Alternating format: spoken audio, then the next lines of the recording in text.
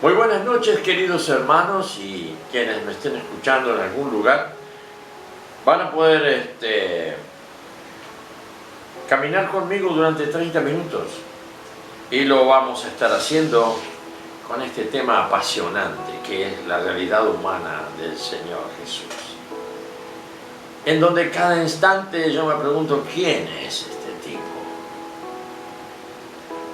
¿Quién es este ser que de pronto irrumpe en la historia de la humanidad, rompe todos los esquemas y establece un orden desconocido en el pasado y que hace 2000 años está haciendo historia? En la constante oposición de quienes quieren continuar siguiendo la lógica humana. Esta lógica humana en la cual se funda el progreso, el avance tecnológico, en donde descansa la aspiración del futuro para la humanidad y sobre todo sacarse de encima un ser sublime, todopoderoso que está por ahí escondido y que de pronto no da lugar a la realización del hombre, sintiéndose como una especie de ser de transformación, en donde si bien muere, nace y muere, siempre pareciera que la siguiente generación se encarga de completar a la anterior o de cercenarle los principios para mejorarlos y cambiarlos. Así va el mundo, así van muchos miles de años. Este hombre vino y rompió con todos estos esquemas porque implanta no solamente, no implanta la progresión de un avance a través de investigación, a través de fama, a través de grandes principios que vienen como suele pasar con los llamados niños prodigios, que luego cuando son adultos traen una innovación en el área prodigiada. Tenemos en la música, tenemos en las ciencias, tenemos estos prodigios en la filosofía, en el pensamiento, y tenemos también algunos personajes históricos totalmente sacados, que han hecho tanto daño a este normal progreso de la humanidad, buscando una salida a tantos problemas que acontece históricamente de generación en generación. Este Jesús rompió todos los esquemas, pero vamos a ver un poquito esa parte de su inicio, de que nos podemos hacer preguntas sin tener el pensamiento del timorato, el pensamiento de aquella persona que cuidado, Jesús, ya nos estamos elevando, ya nomás nos estamos espiritualizando. Mirá, hermano, yo soy un analista de las realidades. Y si yo no me encuentro con algo que se opone y de pronto me cautiva, me entusiasma y me adhiere mi voluntad, yo no me meto, dejo que todo corra. Y por esto sigo a este Jesús de Nazaret, porque durante muchos años, yo ya me lo he contado, durante muchos años, desde los 9 años que me hablaron de Jesús, y te digo un secreto, yo me crié en un convento benedictino, allá en Entre Ríos, en la provincia de Entre Ríos, desde los 9 años, como estudiante pupilo y luego conociendo lo que es la vida conventual, lo que es hacer el noviciado y lo que es luego prepararse para las 3 profesiones, o sea, los votos de pobreza, castidad y obediencia. lo cual fue toda una chantada de ese tiempo.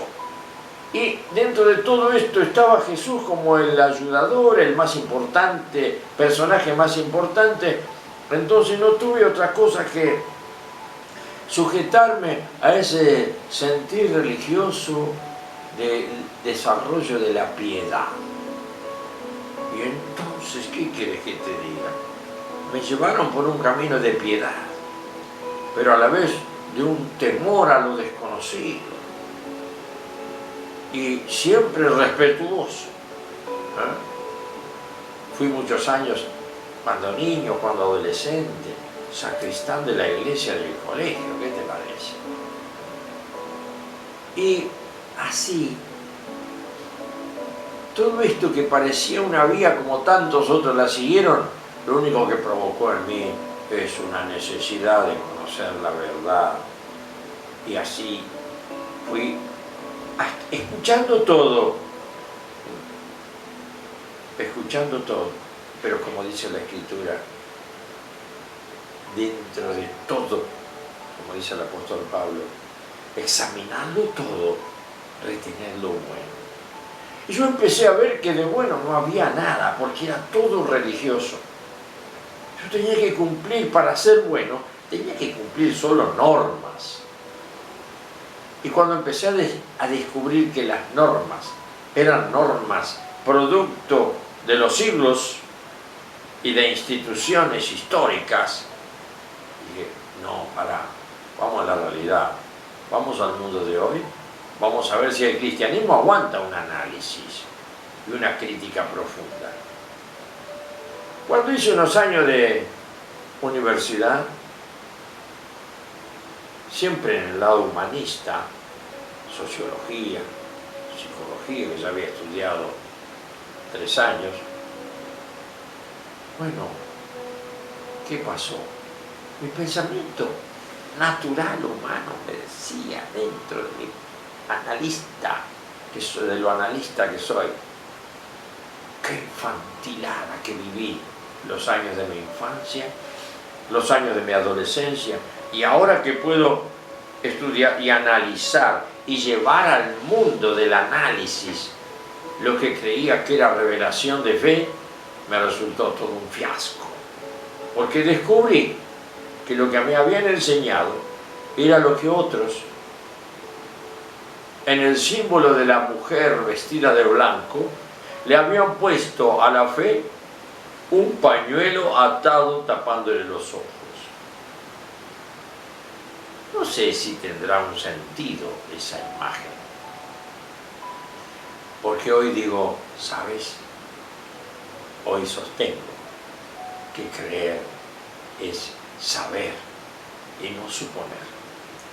¿Quieres verte a ti mismo? En ese espejo donde siempre vas y te peinas y te ves tu rostro.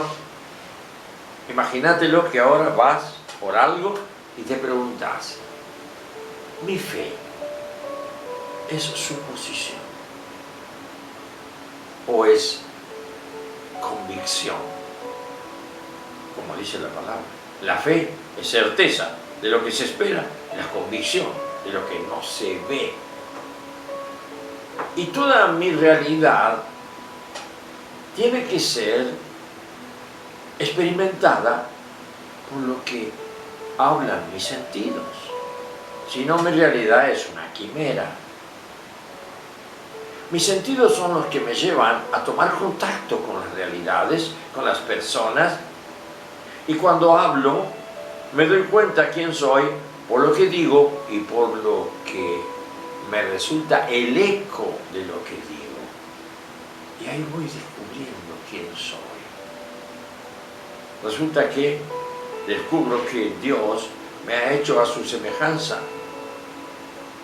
Porque ahora lo que yo sé es que cuando la Biblia en el Nuevo Testamento habla en el capítulo 1 de Juan, que dice, en el principio, no de la historia, sino en el principio de Dios mismo, que es una idea imposible de penetrarla porque es divina y es sin historia, fuera del tiempo. Por lo tanto, en el principio el verbo era con Dios. Y el verbo era Dios. Y en latín verbo es palabra. Y por eso en castellano tenemos palabra.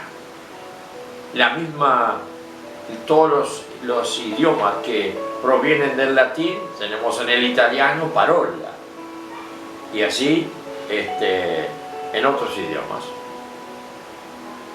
Entonces es la expresión. Mi palabra es mi expresión. Cuando yo hablo, otros pueden saber quién soy, mirándome, sobre todo escuchándome. ¿Sabes que pude entender un día? Dios no se puede conocer a sí mismo, como tú y yo no nos podemos conocer a nosotros mismos. Pero cuando hablamos, vemos el eco de lo que decimos y ahí sabemos quiénes somos. No más que Dios nos crió igual a Él. Por eso, cuando dice, y el Verbo tomó carne y habitó en medio de nosotros, es su palabra por la cual fueron creadas las galaxias. Porque Dios dijo, hágase la luz. Esa palabra que Dios dijo, con sonido, sin sonido, es la palabra de Dios. Dio una orden en sí mismo y la orden la cumplió a través del que tiene el poder de la energía. La palabra de Dios es creadora. Luego cuando tomó carne, y todo el misterio de que tomó carne Jesús, simplemente no fue engendrado por un esperma que heredara en un hombre que venía de Adán. Por eso el ángel Gabriel le dijo a María cuando se vio con ese tremendo hecho de que en su vientre estaba pasando algo, dijo, te cubrirá con su sombra el Espíritu Santo, no temas, no temas. También se le apareció un ángel a José y le dijo, no la abandones, porque lo que en ella está engendrado por el Espíritu Santo de Dios. Uy, uy, uy. Así que a partir de ahí vemos que Jesús evitó la corriente de genética de Adán. Era hombre, sí, era hombre, porque nació de una mujer y a la manera humana. No vino y se implantó ya andando con su pensamiento. No, fue a la cueva de Belén, donde nació. Todo normal, natural. Lo que iba a salir después de esto iba a ser algo extraordinario, en donde se iba a poder ver que este hombre trasciende los umbrales de la mente humana.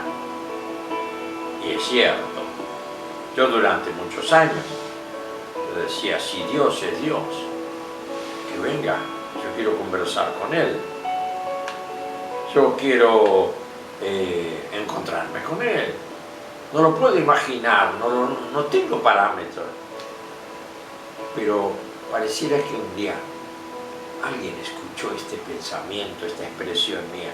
Si Dios es tan importante, que venga, yo quiero hablar con Él, pero que se apersone conmigo. Pasaron algunos años hasta que fue así.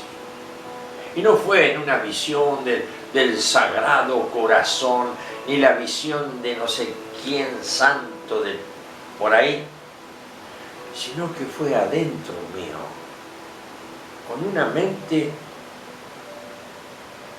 que no era la mía. Busquen la Escritura. ¿Querés buscarlo? Te doy el versículo. 1 Corintios 2, 1 Corintios, capítulo 2, versículo 16. Cuando yo ya vencido de todo aquel camino de filosofía humana y tantas cosas, comencé a pensar y a decir, ¿por dónde hay salida en el pensamiento humano? Porque cada uno deja como que apuntó a arremeter y contra un muro. No te quiero hablar de este tema, ni tampoco darte nombres de todos aquellos que en la edad antigua, en la edad media, en la edad contemporánea, en la edad actual, siguen pensando y son los filósofos actuales y pasados. Y viven de esa gloria.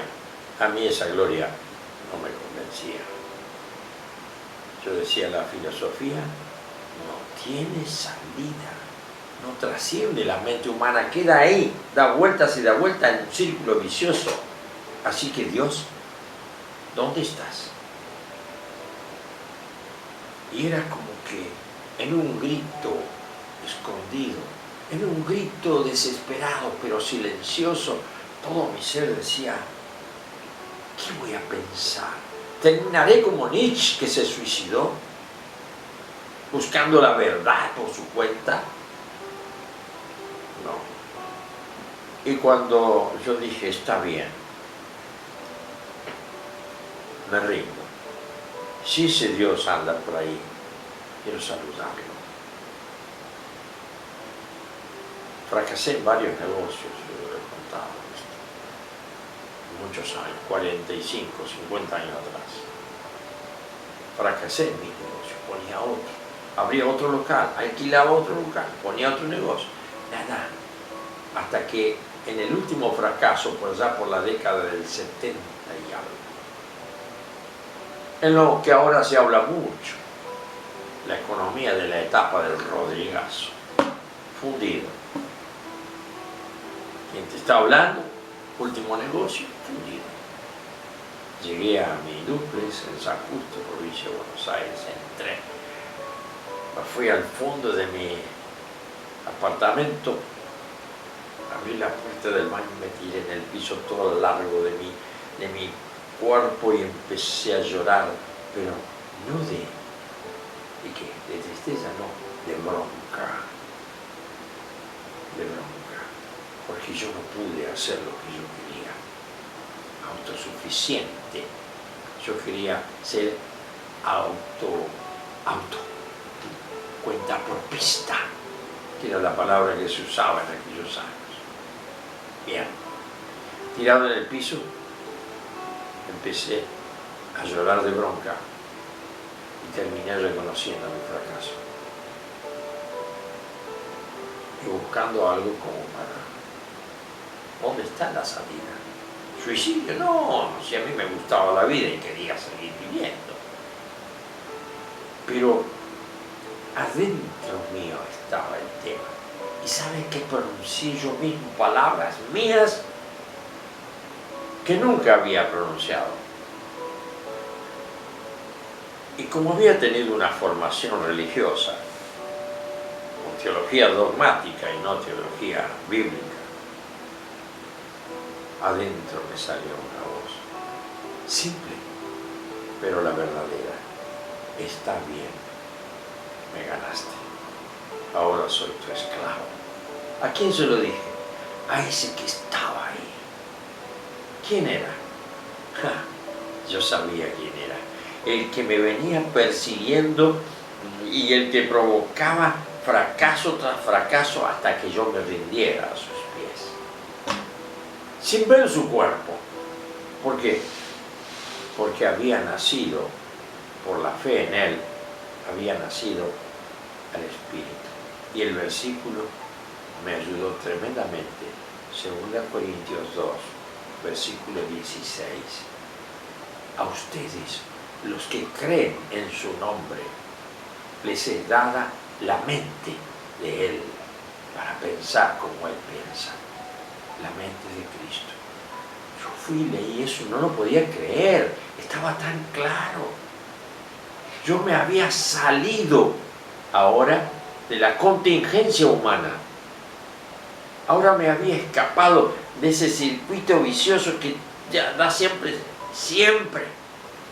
da la vuelta y da la vuelta en el mismo lugar. Y ahora comprendía que había una expansión, que yo había trascendido y que tenía un nuevo yo metido adentro. El apóstol Pablo dice, ya no vivo yo, sino Cristo vive en mí. Lo confirma. Te digo que eso no es una cuestión para alardear de espiritualidad, es una cuestión pragmática. Esto hace a una relación humana para que todos aquellos que quieran trascender encuentren que es posible, y cuando trasciendan por creer en Él, entonces van a desconectar la preocupación tan grande para darle lugar ahora a que este simple ser humano, nacido en una miserable zona de Judea, había sido que es el que viene, porque es el que trasciende del hombre en su propio nacimiento. Nace con algo implícito y explícito. Yo me imagino lo que habrá sido a su madre, que de pronto lo miraría observándolo y dándose cuenta de que no era un niño. Era normal, pero el ángel le había dicho, mira, esto va a ser así, así, así. Vamos a la parte histórica. Los primeros 30 años de su vida pasan en completo silencio. De ellos no se sabe más que el breve episodio de la peregrinación a Jerusalén. Esto quizás sea reiteración para vos, pero para mí es apasionante volver a leer, a pensarlo. Esta peregrinación a Jerusalén, a la que estaba obligado por primera vez a los 12 años al hacerse muchacho. Este tiempo no está señalado por estudios profundos, ni por encuentros con consecuencias, ni por grandes acciones de su personalidad extraordinaria. En él no hay nada extraordinario. Es un pibe normal.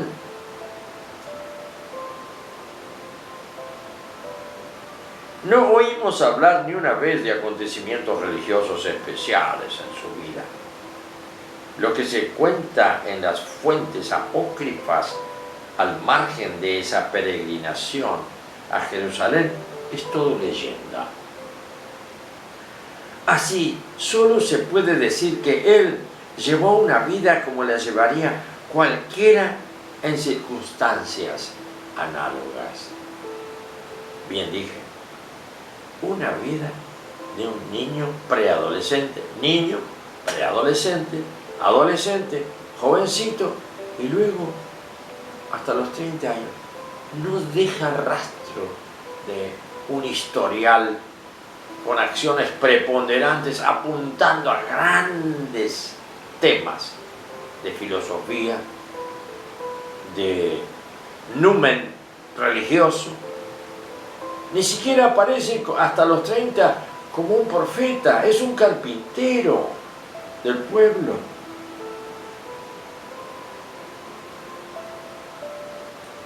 Luego empieza su vida pública a los 30. Anuncia que ha llegado el reino de Dios y exige que se le deje entrar. Dios mío. 30 cumplidos. Él tiene una especie de mundo interno a través de lo cual es como si fuera, no sé, una serie de aplicaciones. Él se levantaría a la mañana con celular propio, evidente, y se conectaría con su padre, con esto, con el plan que tenía de su vida, etcétera, etcétera, para volver a aceptarlo, que así son las cosas. Así que apretaría la aplicación, soy un simple ser humano. Bueno, he venido para mostrar a mi padre que aprieta y va entendiendo. Mi padre, ¿quién es mi padre? José, no, José es el carpintero que me enseñó el oficio. Tampoco se habla mucho de José. A los 30 años pareciera que José ya había muerto. Así le vemos entonces a Jesús, llamado, ¿de quién? Por dentro suyo.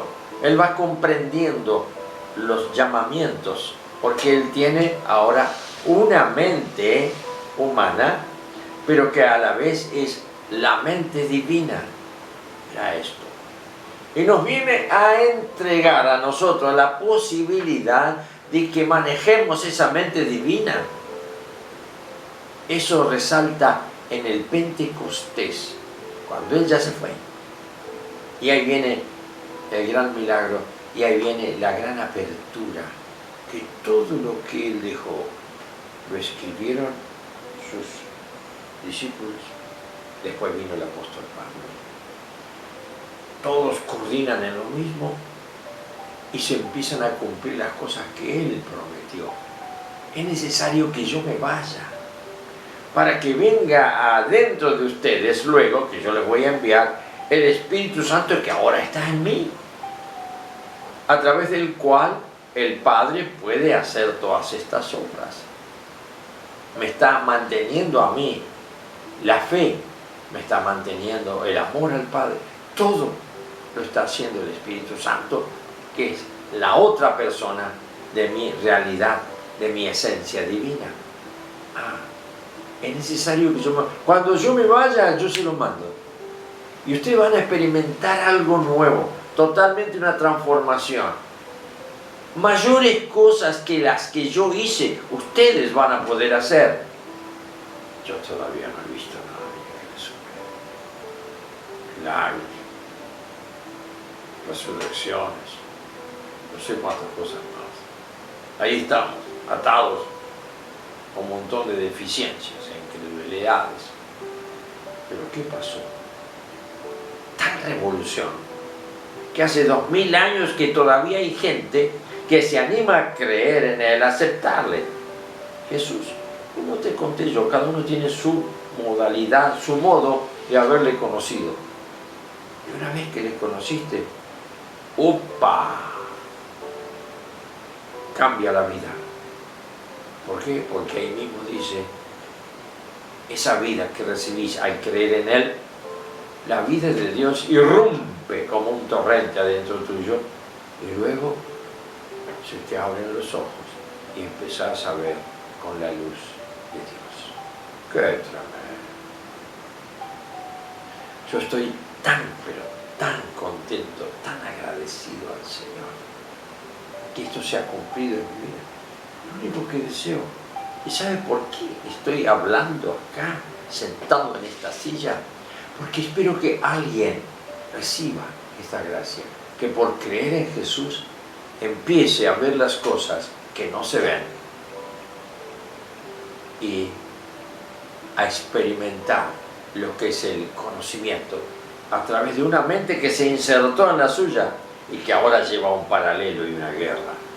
Lo de adentro, que es el viejo hombre del apóstol Pablo, Efesios 4, y lo actual, que se renueva de día en día, que es la mente de Cristo, mientras sigas en el camino. Es estrecho, es angosto, pero es el único que lleva a la vida eterna.